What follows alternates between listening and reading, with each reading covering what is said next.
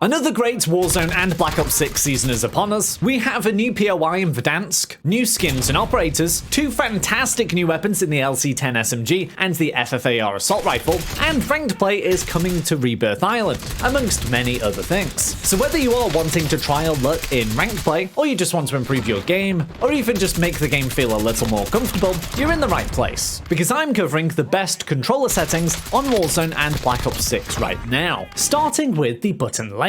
And for those of you that have watched my videos before, you'll know I'm a huge fan of Bumper Jumper Tactical. This button layout gives us the ability to do all of the different movement mechanics that we need to do in Call of Duty, the main ones being able to dive and jump and crouch and drop shot all seamlessly, and this allows us to do it without taking our fingers and thumbs off the controller, so we can still aim in while sliding at someone or diving around a corner and things like that. So it changes jump and mantling to the left bumper, whilst going prone and sliding is with the right stick. And then you can still throw your stuns and tactical equipment with A or X if you're on PlayStation, and you can still melee and put someone in a finishing move with B or O if you're on PlayStation. Now for some people this might be too much of a change and it might just be kind of annoying. If it's too hard to get used to for you, I recommend just going for standard old tactical. This is very easy to use, pretty intuitive, and you still have seamless control over the diving and sliding aspect. If you do play claw, obviously it's not too much of a problem, and if you do have a paddled controller, it's not so much of a problem either. Then as we come down to stick sensitivity, there has been an update with this where old numbers have now been replaced with newer numbers, which might be a little bit confusing. The reason they did this was to give players more control over their sensitivity and to give more transparency on the effect of their changes. Now thankfully your previously set sensitivity settings should still be in place, but check out this table for reference. So what was a sensitivity of 4, which is the default setting, is now 1.2. A sensitivity of 5 is 1.4, so now we essentially have sensitivity settings in between those previous values. So we can get like 4.5 now, which would be a 1.3. Now hopefully that does make at least some sense to you. So I recommend going anywhere between 1.2 and 1.8, which in old terms would be between 4 and 7. This is the sweet spot for most people. Generally, the higher this number is, the better, as long as you're not missing your shots. But you shouldn't feel too ashamed if you can't play on like 15 or even 20 or anything like that. Many pros play on below 8. And actually we'll come into a setting in a minute that is going to help your aim a little bit more, which can actually allow you to put your stick sensitivity up even higher. But just before we get into the rest of the settings, if you want to unlock the brand new Dark Matter, Abyss, and Nebula camos in Black Ops 6, or grind them extremely quickly in bot lobbies, be sure to check out Mitch Cactus. They're the biggest and most reliable in Call of Duty, which will help you grind out the weekly events, camos, and all the unlocks completely legitimately. You can enjoy highly discounted COD points at up to 80% off. They have over 10,000 verified Trustpilot reviews, and you can use code SPRING for 5% off. Okay, now back to the settings. Controller vibration,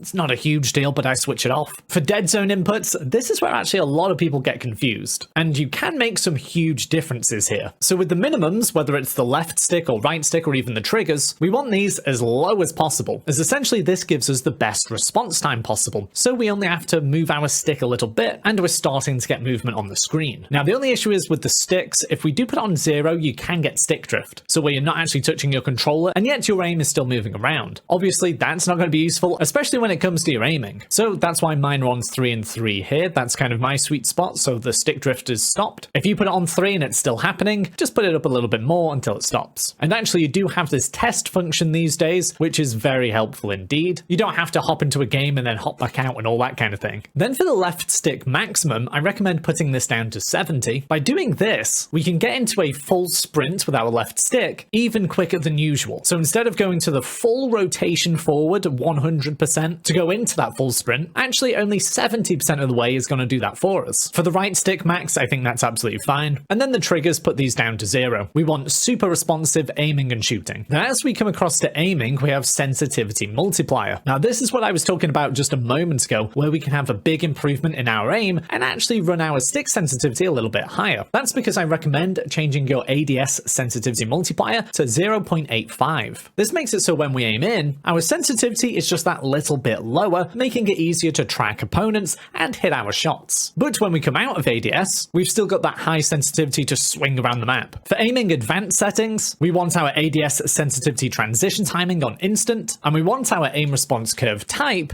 on dynamic. This makes it so in the first few milliseconds when moving your sticks, 6, your aim is actually going to move that little bit quicker than the standard setting before slowing back down. So it can make it so you're absolutely just snapping on your opponents. If you've just changed this and it feels a little bit too much, you can always turn down the slope. And then obviously for aim assist, you want this on. For sprint assist, I recommend putting this on tactical sprint assist. This means that just moving forward on the analog will put us into a full sprint. Then for the other assists here, for mantle and crouch, I recommend putting these off. They don't offer us any kind of advantage, and it's much better being in full control ourselves here, especially the mantling. Sometimes you can accidentally jump up things that you just don't want to, and it can get you killed. For corner slicing, that's kind of personal preference. This is that thing where you're aiming in, and as you come to a corner to look round it, you kind of do that sideways lean. Now there's no tactical or strategic advantage of this, it just kind of looks cool basically. But I've switched mine off as it can be kind of off-putting. For slide and dive behavior, I've gone with hybrid, so I just tap the button to slide, and then tap whilst holding sprint to dive. Now because we have got that sprint assist on the setting above, it does mean that we have to click in the sprint analog, so the left stick, along with our crouch button to do the dive. For parachute automatic behavior, this is one we want to switch off. It's still the case that we can pull our parachutes much closer to the ground manually, compared to the automatic setting, which pulls it a little bit higher up. Then mantle cancels reload, you can leave that on. And actually, even the movement advanced settings, you can leave these on standard. You certainly don't want to be auto door peeking and things like that, so we can leave these how they are. And then the same goes for vehicle behaviors. Now for combat, many of these can also remain on standard, but I would recommend changing your armor plates behavior to apply all. This makes it so we just have to press and hold our button once, and it will keep applying plates until we're full again. This just frees us up a little bit more to focus on what else is going on the map. And you can still cancel putting on the armor